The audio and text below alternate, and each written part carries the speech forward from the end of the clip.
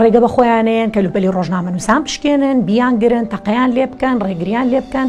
و تەنانەت زانیاری کەسەکانیان هەڵبگرن و لە دژیان بەکاری بهێننەوە.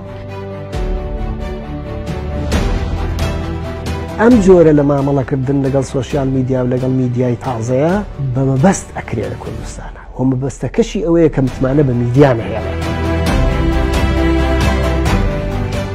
ئێمە وەکو میدیای ئەهلی ململانێکی زۆر توندمان لەگەڵا کرا، زۆر غەدرمان لێکرا، زۆر ناحەقیمان لێکرا تا ئاستی تیرۆرکردن تا ئاستی تەقەلێکردن. ئەو قسانێک بوو بیکان نەیکرد و هەموو ئەو راپۆرتانێک بوو بیدا نەیدا بوو بە شوێنێک بۆ کۆکردنەوەی هەموو ئەو خەڵکانەی کە ڕۆژنامە نووس نەبوون لەم سندیکە. بۆشایەکی زۆرمان هەیە لە کوردستانە لە بواری یاسای ئازادی ڕادەربڕین و یاسای ڕۆژنامەگەری. هەمووی خۆی بەسەر بەخۆ دەزانێت بەڵام لە ڕاستیدا ئەوانەی سەربەخۆن زۆر کەم.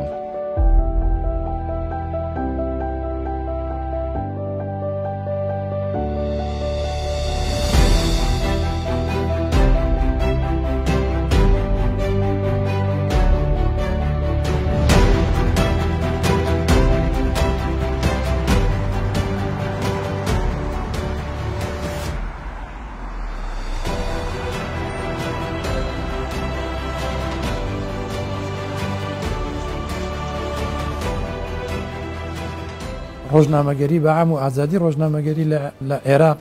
بگەڕێنەوە بۆ سەردەمی پاشایەتی کە لە سەردەمی پاشایەتیە وردە وردە بە حکمەوەی پاشایەتیەکی نیابی بوو پەرلەمانی بوو وردە وردە ئازادیەکانی ڕادەربڕین و ئازادی ڕۆژنامەگەری لە یاساکانی سەردەمی پاشایەتیە جێگەیە کرایەوە هەرچەنە بە گوێرەی واقعی ئەو کاتەی عێراق زۆر زۆر پێشکەوتو نەبوو بەڵام بۆ ئەو کاتە زۆر گرنگ بوو کە چەندین یاسای باشە بوو و ڕۆژنامەی ئازاد و لیبرال زۆر هەبوو لە عێراق بەڵام لە 1950 کە شۆڕشی 58 کرا و ئایدۆلۆژیا و حیزبی تاکڕە و هاتنە عێراقەوە هەموو ئازادیانە وردە وردە سێنرانەوە و ڕۆژنامەگەری ئازاد و ڕۆژنامەگەری سربەخۆ وردە وردە کەمی کرد تا ساڵی 1960 کە حزبی بەعس هاتە سەرکار. خەڵک کە قەزیەکی هەبوو بێبەر لە ڕوخانی سەدام و تەمەنای ڕوخانی ئەو ڕژێمە دیکتاتۆری کرد بێ پرسی ئازادی بوو ینی شۆڕش هەیە لە پێناوی با بڵێن شۆڕشی برسێتیە لە پێناوی نان و بژێویە بەڵام خەڵکی عێراق بە شێوەیەکی گشتی ینی لەگەڵ ڕژێمی سەدام کێشەی بژێوی و ژیانیان نەبوو بەڵکو و کێشەی ئازادیان هەبوو.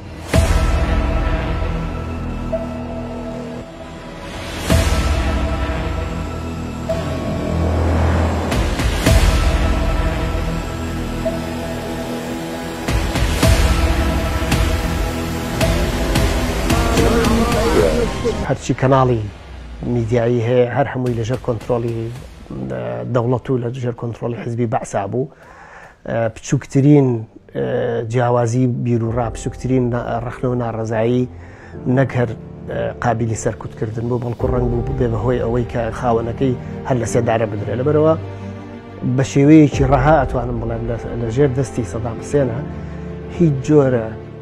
جۆرێک لە جۆرەکانی ئازادی ڕادەربڕین بوونی نەبوو.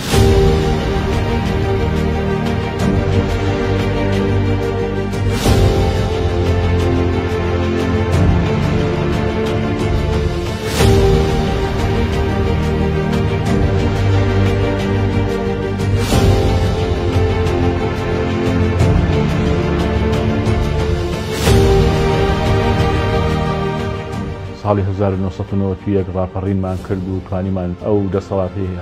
سەدام لە هەرێمی کوردستان بابن لەو شارانەی هەرێمی کوردستان نەهێڵین توانرا ینی پەرلەمان دروست بکرێ حکومەت دروست بکرێ دامەزراوەکان جێگەی خۆیان بگرن بەڵام لە ڕاستیدا خەم و خولیای دروستبوونی ڕۆژنامەیەکی سربەخۆ یان ڕۆژنامەیەکی نیشتیمانی ئەگەر هەش بوو بێ نەیتوانیەوە بکەوێتە سەر پێ لەبەرەوە حزبەکان باڵە دەست بوون ئازادی بە شقلێک کە ڕێک نەخرابوو زۆرتر بوو و هۆکارەکەشیەوە بوو کە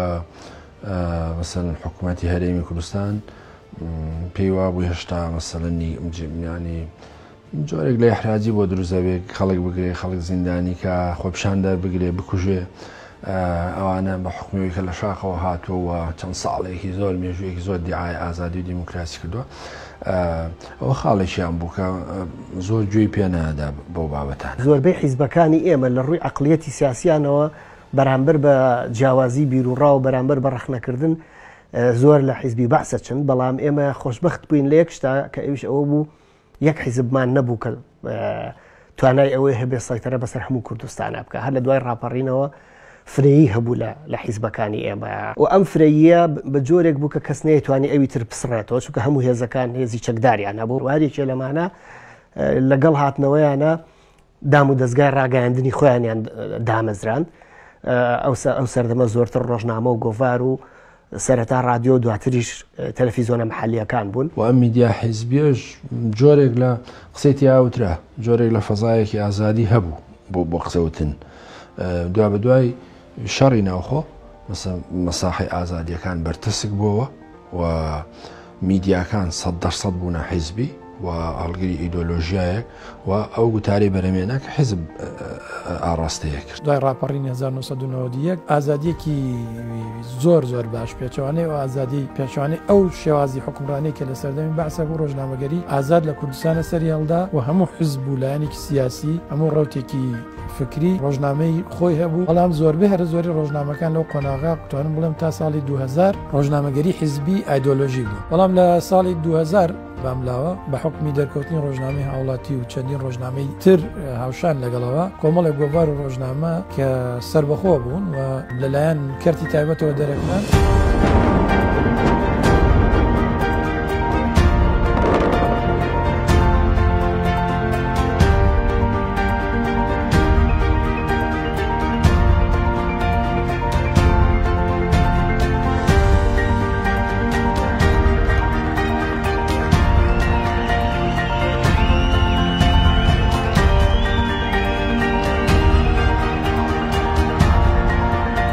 عێراق بەگشتی کۆمەڵێ میدیا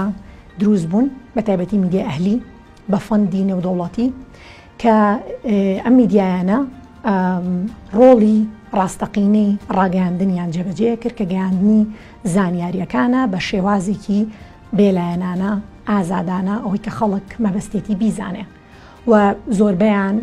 واکاریانە کە ڕۆڵی دەسەڵاتی چوارەمیانە گەڕن. دەرگاکان کرانەوە، پەنجەرەکان کرانەوە بۆ ئەوەی ئازادیەک بەرقەرار بێ، بەڵام ئازادیەکی پەرش و بڵاو ئازادیەکی ناڕێکخراو و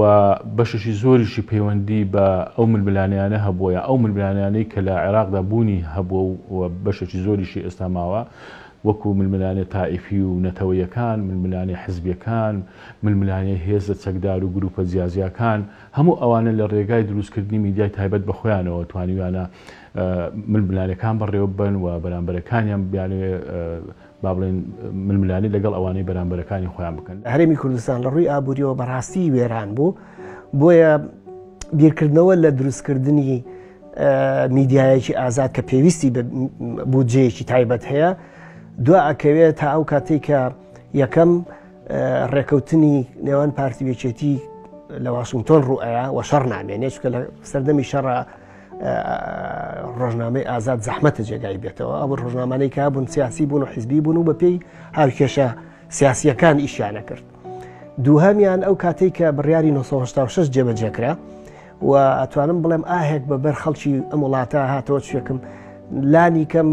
بژێوی ژیانی خەڵک ئەگەرچی بە شێوەیەکی کولەمەرگیش بوو بەهۆی ئەو بەشە خۆراکی کە دابەشەکرا باڵێن دابین کرا و ئەمە زمینەیەکی دروست کرد لەلایەکەوە ئاسایش و نەبوونی شەڕ لەلایەکیشەوە کەمێک جوڵەی ئابووری زمینەیەکی دروست کردەوە بوو لە ساڵی 2000 یەکەمین ڕۆژنامەی سەربەخۆ لە کوردستانە کە ڕۆژنامەی هاوڵاتیە دەستی پێکرد. ڕۆژنامەی هاوڵاتیمان دامەزران ئەو کاتە یەکی لە ئامانجەکانمان ئەوە بوو دابڕانێکی کۆمەڵایەتی دروست بوو لە بینی لایەنە سیاسیەکانە. ویسمان ئەم دابڕانە کۆتایی پێبێنین، ویسمان ئەو دابڕانە نەبێتە جۆرێک لە مۆدێلێکی سیاسی ئیداری کۆمەڵایەتی، چکە منتیقەی هەورامانەوانە ئیسلامیەکانی لێبوو نەگەر بیرتان بێ منتیقەی قەندیل پەکەی لێبوو، هەم ئەمانە کێشیانە بوو لەبێن. ڕۆژنامەکەی ئێمە یەکەم ڕۆژنامە بوو کە توانیمان ئەو سنوورانە بشکێنین و بتوانین لە هەموو شوێنەکان هەم خەڵک بەشداری تیا بکە، هەم خوێنەری بۆ دروستکەین و هەم چالاکی و کاری ڕۆژنامانی لەو شوێنانە شابکەین کە پێشتر بۆ ڕۆژنامەکانی کە بەردەست نەبووە. یەکەم ڕۆژەوە کە دەستمان پێکردی ئێمە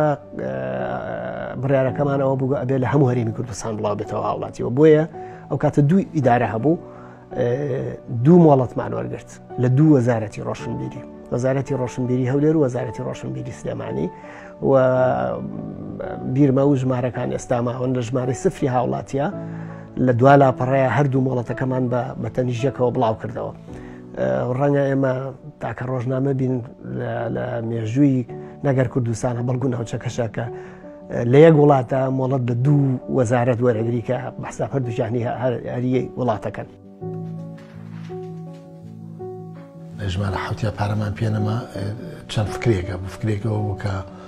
لەگەڵ حکوومەت لەگەڵ لایەنەکانە تەعامل کرێ، فکرێکی تریشە بوو کە زاڵ بووم فکرێ. هەر بیدایەتیش لە یەکەم ڕۆژی کۆبوونەوەی ڕۆژنامەی هاوڵاتی لەسەر ئەوە ڕێککەوتین ئەم پرۆژێ ئەگەر پارەی پێنەما نەیتوانی خۆی بژێنێ ڕای ئەگرین پرۆژەکە شکست پێنایانین، پرۆژەکە ناکەینە پرۆژێکی حیزبی بۆی کە بتوانین ئەزمونێکی زیندوانە بێ. ئەگەر سەرکەوتوش بووین ئەوە درێژەی پێدەین. لە ژمارە حوتا پارەمان پێنەما ئیتر نەمانتوانی هیچ بکەین. یەک ڕاگەیاندمان بڵاو کردو لە داپەڕەکە کە ئێمە پارەمان پێنەماوە و ئەم ڕۆژنامەیە ئەگەر هاوکاریمان نەکەن ڕایەگرین. هەفتانە بۆ کاتە لە خلال ئەو هەفتە ئیسیجابێکی زۆرمان دەستکەوت لە خەڵک بە تایبەتی لەوانەی برادرانی ئەوروپاوانە، یعنی چەند سەد دۆلارێکیان بۆ ناردین کە بەشی دوو ژمارەیەکەیە کرد. بەڵام ئەوە بوو بە سەنەدێک کە ئێمە بەڕاستی سەربەخۆین و بە پارەی خۆمان ئینەکە پرۆژە کابین بەڕێوە. دوای ئەوە ئێمە بیدایەت فرۆشمان کەم بوو، دوای فرۆشمان لەکسەر چوە سەر و نزیکی 1500 بۆ 2000. بارودۆخی دروستبوونی هاوڵاتی ئەتوانم بڵێم چەند سەخت و ناڕەحەت بوو، هەم لە ڕووی ئابوووریەوە ئەم لە ڕێی ئەو حساسیەتانەی لە بینی پارتیوێکێتیا هەبوو، لە بینی دوو ئیدارەکە هەبوو، ڕاستە شەڕ نەمابوو، بەڵام ئەو حساسیەتێک لە بینی ئەم دوو ئیدارەیە دروست بوو کە بچووکترین جوڵانەوە تۆمەتباریانە کردی مەسەن سەر بۆ لایەنەکەی تری، و ئێمەش بەدەر نەبووین. ئەمە زەختێکی زۆرمانە لەسەر بوو لە مۆزوعەیە. هاتن کۆمەڵێک پرۆژیان دروست کرد، ئەوان بە خۆڕایی هەر بە ناوی سەربەخۆ بە خۆڕایی ڕۆژنامەکانیاندا بەشە کرد. ئێمە بۆیە بە پارام دەستمان کەوتایە و هەندێک ئیجرعاتیان لەگەڵمانە کرد. یەکی لەو ئیجرعاتانە مەمنوعیان کرد بچێتە ناو دایرە ڕسمیەکانە بەفرۆشێ، کە ئێمە ئەو کاتە مەسەڵەن فرۆشێکی زۆرمان نەبوو ناو دایرەکانە، و هەندێک لە دەستگاهانی لا لەو کۆمپانیانی کاوکاریانەکردین ئاگاداریانەکردنەوە کە ئەوانە دژی ئێمە دژی ئەزمموی کوردستان و جۆرێک لە حملەیەکان لەسەرکردین کە بۆی کە هاوکاریەکان هەندێک زۆر کەس ڕکلامی ئاینی ئەو کاکە ڕکلامەکەم بۆ بڵاو مەکەنەوە، بەس من هاوکاریەکەتان نەکەم. هەتا ئێستاش ئەو حاڵەتەم باوە مەبەستی لەوە بکە گوشاری نەخێتە سەر بۆی کە نەزانێکە ئەم هاوکاری پرۆژێکی ئایلی یا پرۆژێکی ڕخنەی میدیایی دەکات. لایەن چەند حیزبێکی جیاوازەوە پێشنیارمان بۆ هات کە ئێمە ئامادەین هاوکاریتان بکەین، هەتا میزانیەتان بۆ تەخسیسکەین، ئەوەنە ئەگەر کەمە بۆتان زیاکەین بۆ بەڵێنەی گوایە هیچ تەدەخولێکیشمان نابێت لە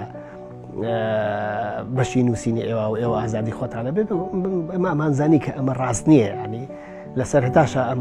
هینە هەبێت، ئەم ئیلتیزامە لەلایەن ئەوانەوە هەبێت، دوایی هەر نابێت. قەناعەتمان وا بوو ئێمە ناوێکی جوانمان دروست کردووە نامانەوێ لە کۆتاییەکە ناشرینیکەین، بۆیە سوپاسمان کردن کە خەمخۆری ڕۆژنامەکەن و مؤسسەکەن، بەڵام ڕازی نەبووین هیچیان وەرگرت. ئەمانە هەمووی کۆمەڵی کێشەی گەورەی بۆ دروستکردن، بەس یەک خاڵ هەبوو کە خاڵی بەهێزی ئێمە بوو. ئەویژەوە بوو ئێمە ڕووماڵی ئەو ڕوودا و هەواڵانەمانە کرد بە ڕادێکی ئەشگار کەم لە میدیا حیزبەکان لە ڕووماڵەکان. میدیا حیزبەکان وەکو ئەرکی خۆیان، وەکو تعریفی خۆیان، ئۆرگانی حیزب، ئیشی ئەوەیە کە پەیامی حیزب بگەێنێ، ئیشی ئەوە نییە کە زانیاری بگەێنێ، ئیشی ئەوەیە کە پەیامی حیزب بگەێنێ، ئیشی ئەوەیە کە هەوڵەیە پرۆپاگەندا بۆ حیزب و سەرکردە بکە، ئیشی ئەوەیە کە هەوڵەیە خەڵک لە دەوری حیزبەکەی کۆکاتەوە. و ئەمە وەزیفەیەکە کە ئێمە پێمان وابوو ئەمە وەزیفەی میدیا نیە، ئەمە وەزیفەی ڕۆژنامە نییە، بەڵکو وەزیفەی ڕۆژنامە ئەوەیە و میدیا بەگشتی ئەوەیە کە زانیاری بگەێنێ، ئاگایی بڵاوکاتەوە، ئاگایی بە معنای ئەوەی کە هاوڵاتی ئاگای لە ڕووداوەکانی دەوروبەری خۆی بێ، لە شارەکەی، لە وڵاتەکەی، لە ناوچەکەی، و ئەوەندەی بکرێت لەسەر ئاستی جیهانیش. ئەو کاتێکە ئیتر لە 2023ەوە مەسەن هەستەکرێکە میدیا ئەتوانێت خەتوکەی کۆمەلگا بە بۆ خۆ پیشاندان، بۆ ئەتراز و ناڕزایی، بۆ ڕەخنەگرتن، بۆ پەنجە خستنە سەر نەبوونی ئازادی و مەسەلەن دەریکردن بە گەندەڵی بە کوشتنی ژنان بە نائەدالەتی بە نایەکسانی مەسە ئیتر دەسەڵات لێرە هەستەکە کە جۆرێک لە ئاڵگۆڕ بەسەر میدیایە هاتووە. حیزب هاتن کۆپیستی ئەمەی ئێمەیان کرد مەسەن دەستگایان دروستە کرد بە ناوی ئەهلیەوە بەڵام تەمینەکەی خۆیان چکوان نیانتوانی ئەو ئیمکاناتیان نەبوو چەندکە هەموو ئەوان ئەو پرۆژانی ئەوان تا ئێستا شکستی هێناوە ینی من پێم وانە ڕەنگە بۆ قۆناغێک توانی بێتیان خۆیان لە خەڵک بوونکەن خوان کەڤەرێ بۆ خۆیان دروستکەن بە ناوێکی ترۆنێ بەڵام دواییە لە هیچی تەمەنی چەند ساڵێک نابوو کورت و پرۆژەکانیان ئەوەستایە ئاشکرا بوو.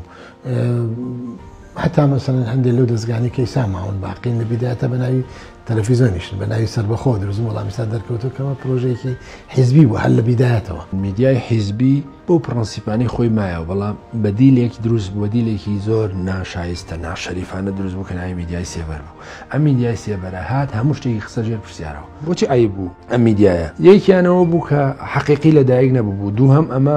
ماسکی کرد بوو و ئەمە خەریکی چاواشەکاری بەلا ڕێدابردنی ڕاستیەکان بوو و ئەمە مەهامێکی هەبوو کە هەموو شتێکی باش بخاتە ژێر پرسیارەوە و هەموو شتێکی خراپیش بە باش بە خەڵک نیشان بە و لە هەمان کاتە جۆرێک بوو لە شێواندنی کۆمەڵگە ئەرکی گرنگی ئەم میدیایەوە بوو کە خەڵک باوەڕ بە هیچ میدیایەک نەکرد. من زۆر ئیش لەسەرەوە کەم لە پەرلەمانی کوردستانە کە ئێمە بتوانین یاسایەک دەرکەین دام و دەستگاکانی حکوومەت و کۆمپانیەکان ناچارکەین بە شێوازێکی یەکسان ڕیکلام بدا بەو میدیانەی کە مۆڵەتی ڕسمیانەیەوە سربەخۆن لە ئیشکردنە بۆی کێشەی گرفتی مادیان نێتە ڕێ زیاتر لە 100 تەلەڤیزۆنی ناوخۆیت هەبێت و لە عێراق کە ژمارەکە زۆرترە یاخود لە هەرێمی کوردستان ئەم هەموو ماڵپەڕە ئەلکترۆنیەوە هەیە بەڵام لە ڕاستیدا ئەم ماڵپەڕە ئەلکترۆنیانە میدیا بەگشتی تەلەڤیزۆنەکان لەلایەن من باسی هەرێمی کوردستانەکەم لەلایەن حیزبە سیاسیە باڵا دەستەکان و پارتەکانی ئۆپۆزیسیۆنەوە خاوەنداریەکرێن واتە ئەوەی کە فەندی ئەم پرۆژانە ئەکات هەمان ئەو کەسانن و گۆڕانکاریەک نییە کە ئەمەش ڕەنگاتەوە سەر گوتاری میدیایی ئەو کاتە ئێمە گوتاری جیاواز نابینین بیرۆڕای جیاواز نابینین شەقام بە دوو شێوەکاری لەسەرەکرێت یان ئەبێت ئۆپۆزیسیۆن بێت دژ بێت یان ئەبێت لەگەڵ بێت واتە لەگەڵ دەسەڵاتداران ئەبێت. جاران ڕۆژنامەی حزبی هەبوو میدیای حزبی هەبوو ئێستا دۆخەکە لە پاشەکشەیەکدایە کە دەتوانین بڵێن میدیای کەسەکانی ناو حزب هەیە ئەمە کێشە گەورەکەیە. ڕۆژنامەی پەیپەرینێک لە هەرێمی کوردستان لە حال لەسەر ئاسی عالەم کێرفی هاتووەتە خوارەوە فرۆشی کەم بووە ئەتیمادکردن سەر پرۆژە ئەلەکترۆنیەکان زیاتر بووە سەریعترە و خەڵک هەموو کەسێک مۆبایلێکی پێ لە ڕێگای مۆبایلەکە دەتوانێت هەواڵ و زانیاریەکان کە پێویستی وەریگرێت و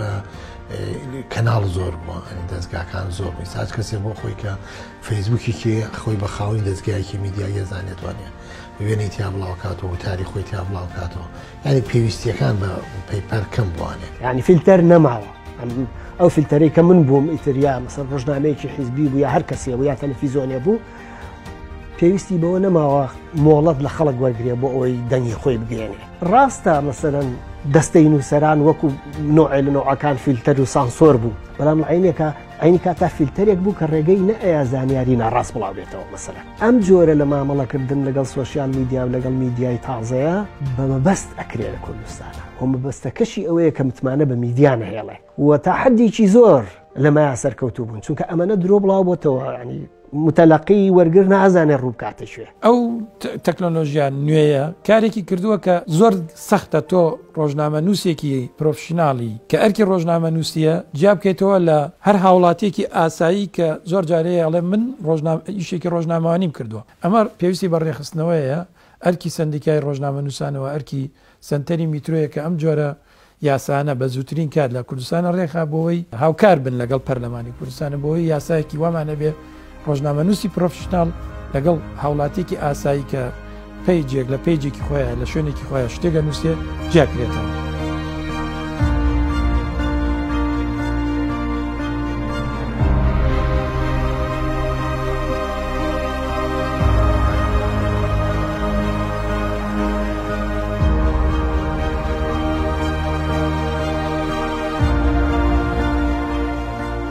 لێرەوە تر پەرلەمانی کوردستان کەوتە بەر واقعەکە پێویستە ئەو یاسانەی کە لە مەجلیسی قیادە سەورە مابوونەوە دەری کردبوون سەبارەت بە ئازادی ڕادەربڕین و لە عێراقا هەبوون ئەو یاسانە کۆمەلگای ئەمەی تێر ناکرد بۆیە پەرلەمانی کوردستان کەوتە سەرەوەی کە ئیتر دەستکات بە دەرکردنی کۆمەڵە یاسای ڕۆژنامەگەریمان هەیە ساڵی 2007 یاسایەکی زۆر باشە بە قەولی بەشێکی زۆر لە توێژەرانی بوارەکە و پسپۆڕان. ئەم یاسایە تەنها بۆ ڕۆژنامە نووسی نووسرا و دەرکراوە ڕۆژنامە نووسی پێشکەوتووە لە دنیا ڕۆژنامە نووسی ئێستا بە حکمی ئینتەرنێت و بە حکمی تۆڕە کۆمەڵایەتیەکان زۆر پێشکەوتنی بەخۆیە بینیوە ئەم یاسایە ناتوانێت ئەو بۆشایە یاسایانەی کە دروستە بن لە کوردستانە پڕکاتەوە لەو تەوقیتانەی ئەم ماوەی ڕابردوو کە چەند جارێک باز لەم پرسەکراوە کە گوایە یاسای ڕۆژنامە نووسی تەنها ڕۆژنامەی کاغەز دەگرێتەوە پێویستە یاسایشتر دەربکرێتکە بۆ ڕێخستنی میدیا ئەلکترۆنیکە خۆتان دەزانن لە سەردەمی سوشال میدیا و ئێستا دەژین ڕوانگەکە بۆ دەرکردنی یاساکە بۆ ڕێخستن نییە بۆ کۆتوبەندکردنی ئازادیە من پێم وایە و هەندێ نەفەسی زۆر مەترسیدار هەیە لە پشتی دەرکردنی ئەو یاسایەوە هەر بۆ ێشا دەبینین ئەوانەی ئازادی خوازان و ڕۆژنامەنووسە ئازادەکان زۆر لەگەڵ ئەوە نین کە ئەو یاسایە دەربکرێ بەڵام حزبەکان بەتایبەتیش هەندێک حزب ینی ئەوانەی کە دانوێت قۆڕی ئازادی بکەن بێگومان دانوێت لە ڕێگەی ئەو یاسایەوە کۆتوبەندی ئازادی بکەن. یاسای مافی بەدەستێنانی زانیاری جگەلەوەی لەسەر وەرەقە نووسراوە حکوومەتکاری پێ ناکە هیچ زانیارێک نادا بە ڕۆژنامەنووسان ئەو زانیاریانەش کە دێتە دەرەوە شەخصیە جا ئامانجەکەشی لی چی یاسوکردنی حیزبی بەرامبەرێتی منافسێتی یان کەسێکیدا بۆشکانی کەسێکی تر یان دەوڵەتێک زۆرجار دەوڵەتانی نەیار بۆ تێگانی بارودۆخی سیاسی کوردستان بۆ پشێوی ئەمنی ئەم زانیاریانە ئادەن ئەم زانیانە لە ڕێگای دروستەوە نییە هیچی لە ڕێگای دروستەوە نییە و یەکێک لە یاسانەی تریش کە مەسەلەی خراپ بەکارهێنانی ئامێرە ئەلکترۆنیەکانە ئەمە کە خۆتان دەزان ئەمەشان دیسانەوە بەکاردەهێنرێ و هەندێک جار هەیە ئەم یاسایە لە زیاتی یاسای ڕۆژنامەنووسی بەکاردەهێنرێ بۆ ئەوەی ڕێگە لە ئازادی ڕادەربڕینی چالاکوانان و ڕۆژنامەنووسان بکرێت سەیخان نشینی سندوق خاننشینی ڕۆژنامەنووسان یعنی یاساکە ئەڵێ یاسای ژمارەسی پێنج ئەڵێ هەموو ڕۆژنامەنووسێک مافی فەرمانبەری دەوڵەتی هەیە کە تەمەن یەگاتەوە نە ساڵ یالانی کەم 25 خزمەتی کردبێت کەواتە ئەبێ وەکو فەرمانبەرێک تەقاعد کرێ کەچی مەسەڵ حکوومەت ئامادە نیە پارەکەی بدە. یاسا ڕێکخراوەکان هەیە لە کوردستانە و یاسایەکی زۆر باشە بۆ ڕێکخراوەکان و هۆی ئەو یاسایەوە سەدان ڕێکخراو دروست بووە بەڵام زۆربەی هەرە زۆری ڕێکخراوەکان حیزبەکان بۆ خۆیان جۆرێک لە ڕێکخراویان دروست کردووە وە کەمترین ڕێکخراوە هەیە کەس بە شێوازێکی کۆمەڵگەی مەدەنی دروستی کرد بێ ئەو ڕێکخراوانەی کە حزبین زیاتر کەڵکیان لە یاسای ڕێکخراوەکان وەرگردووە تاکو ڕێکخراوەکانی کۆمەڵگەی بەندنی.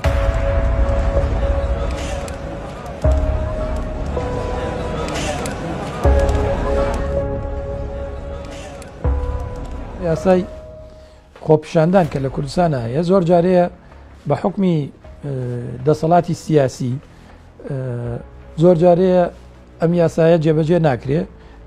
یا ڕێگە نادرێ بە خۆپیشاندان بەو شێوازەی کە خەڵکەوێ هەندێک قەید و قویدی تایە کە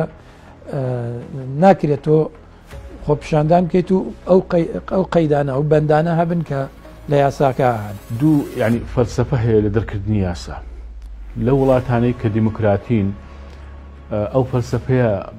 بابڕێن زاڵە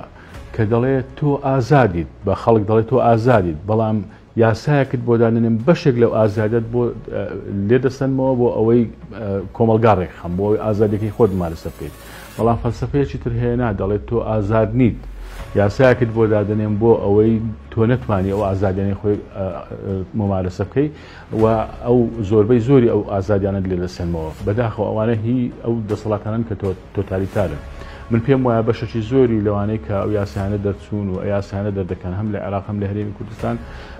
ئەوەی دووەمیان زاڵە ینی فەلسەفەی ئەوەی کە دەبێ خەڵک ئازادیەکانی لێ بسەندرێتەوە نەک ئازادیەکانی بۆ فراهم بکرێت. بەشێوەی جیاواز لەسەر کەناڵەکەی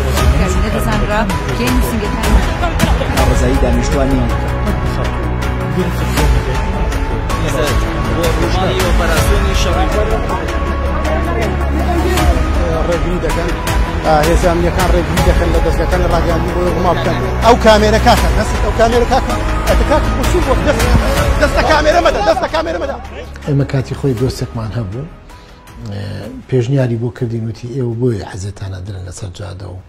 لێ درێن یا بەر نارەکرێنەوەە لەبەرەوەی نازانکەی ڕۆژنامە سنجلەکانتان هەمانجلی خەڵکی مەدەنیە لەبەرەوە من پێشنیارەکەم یەکی هێلەکێ لەبەرکەن هێلەکە دیار بکەی و ڕۆژنامە نووسن جا منتم مشکلەکە ئەوەیە کە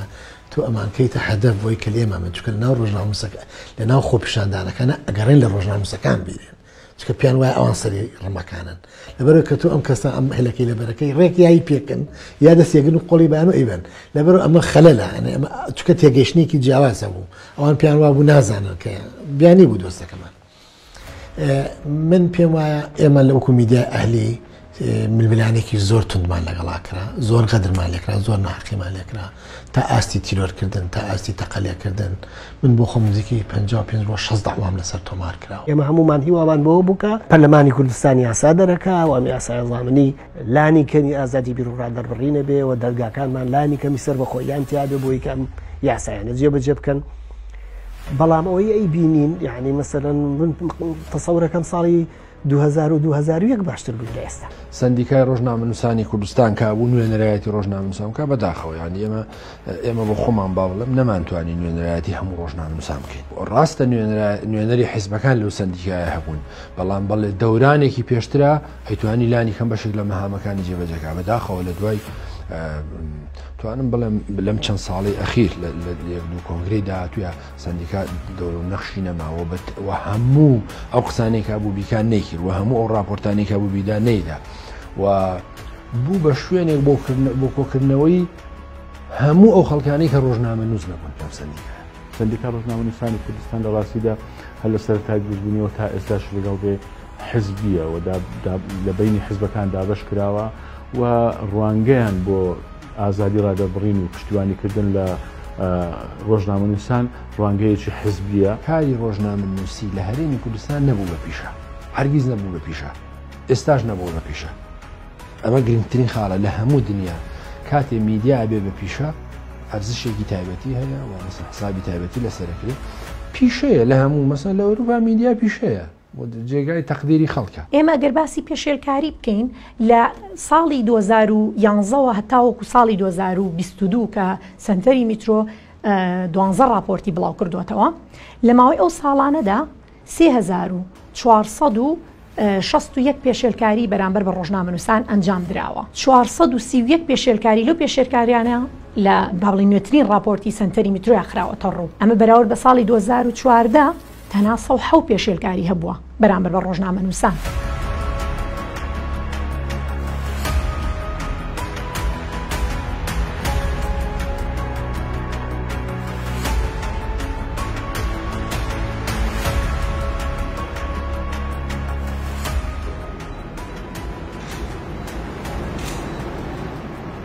ئێمە لە سنتەری میترۆ کە ساڵی 2021 راپۆرتێکمان بڵاو کردەوە و ئەو راپۆرتە دەنگدانەوەی دروست کرد بۆ جێگەی سەرنجی تەنانەت کەسایەتیە ناوخۆییەکان ئەوانی دەرەوە کە راپۆرتەکەی ئێمە ئەبینن ئەویش مەسەلەی پێشێلکاری و هەراسانکردن بوو بەرامبەر بە ڕۆژنامەنووسانی ژن لە هەرێمی کوردستان کە ڕێژەکە زۆر شۆکێنەر بوو ئێمە دوو ڕاپرسیمان کرد لە ڕاپرسیەکیاندا سەبارەت بە هەراسانکردنی ئەلکترۆنی بوو لە کۆی 49 وەڵام 48 کەسیان تووشی هەراسانکردن بوون کێشەکە لەویا خۆی زەقەکاتەوە کە هەراسانکردنەکە لەلایەن هاوڕەکانیانەوەیە کە ئاستی ڕۆشنبیریان بەرزە لە مؤسسەی ئەعلامیەکان و لەلایەن کەسانی سیاسی کەسانێکن کە ئەم حکومڕانی ئەم وڵاتەن کەسانێکن لە جونگە سیاسی و اقتصادیەکانی ئەم وڵاتەیە جێگەدەستیان دیارە و هەروەها لە کەیسەکانیشمانەکە کۆمەڵە مقابلەمان هەیە باز لەوەکەن کە هیچ متمانەیەکیان نییە بە یاسا بۆیە ئەو کەیسانی کە تایبەتن بە هەراسانکردنی ڕۆژنامەنووسانی ژن ئەشاردرێنەوە و بە بێدەنگی هێڵدرێنەوە لە دڵی ژنەکاندا بۆ خۆیان بەڵام ئەمە هەوڵێکی جەریانی سنتەری میترۆ بوو بە هیوام کە هەوڵی بەدوادا بێت بۆی کە ڕێخستنێک بۆ بواری کارکردنی ئافرەتان بکرێت و مافەکانیان پارێزرێت لە چوارچێوەی دامەزراوە ڕاگەیاندەکان. ئاماری 2010 تا 2010 تا 2019 نزیکەی 2000 پێشێلکاری بەرامبەر بە ڕۆژنامەنووسان کراوە لەو دە ساڵێ 2000 و بۆ معلوماتە یەک پۆلیسیش سزا نەدراوە لەسەر ئەمە.